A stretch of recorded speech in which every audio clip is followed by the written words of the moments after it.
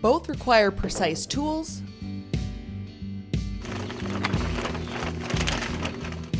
materials,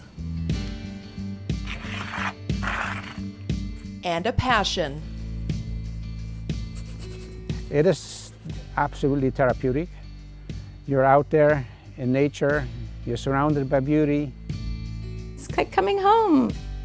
It's my space. I can spread out, I can relax, I can work on things. Sure, they may be two different crafts, but for Rudi and Suzan, waking up excited to dig into their passion is just one of many traits and skills that unite these two. A love that, like most artists, began at an early age.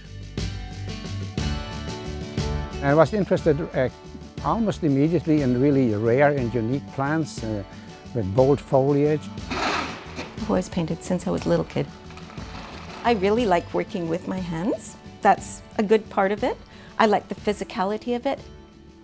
As a former president of the Palm and Exotic Plant Society, it was Rudi who came up with the idea to plant palm trees throughout Vancouver in the late 80s. The tropical wonder's one of dozens of lush species he tends to daily here in his North Vancouver backyard. With every pull, snip, and shake requiring a razor-sharp focus. To get that, say, a Mediterranean style going, you want a balance in the garden, there's a color coordination to think about, the size of plants, the height, and so everything has to kind of sort of have a flow and work together. Working as a full-time artist since 2002, Suzan has also expanded her craft by adding abstract pieces to her work. While her mediums and movements may differ from the gardening world, this too requires some sort of thought process.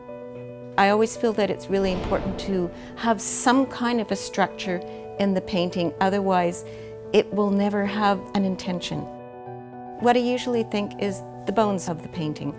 How am I going to get a framework to put the rest of the painting together? And come the end of May, admirers will get to view these two art forms together as part of the 16th annual Art in the Garden, a two-day event where locals can tour North Shore gardens, including Rudi's, while at the same time take in various artists' work. It's a great event. This is my 4th year doing it. It just benefits in both ways. We're so used to seeing paintings in this sacred realm of the white walls and the gallery space, and to take them and put them in a different context, they look totally different. With 36 artists and 14 homes taking part in this year's event, it's a chance for both groups to seek tips and inspiration with other members, and who knows, maybe pick up a new hobby at the same time. Gardening is the same idea. We are probably the most diverse hobby there is. You name a plant and there's a society for it. People are getting so really involved and passionate about that. With last-minute pruning and painting underway, for Rudi and Suzan, being able to share their years of hard work always makes for an exciting event. However, it's the solitude and gratification their craft brings to oneself that remains the greatest joy. That's where you feel like your soul lies. You're always just looking at the last one you did, going, oh, what am I going to do for the next one? That's what you're thinking. To just do something to our lives. I don't even think of the 2.4 million people that live behind my fence. I think I'm on vacation.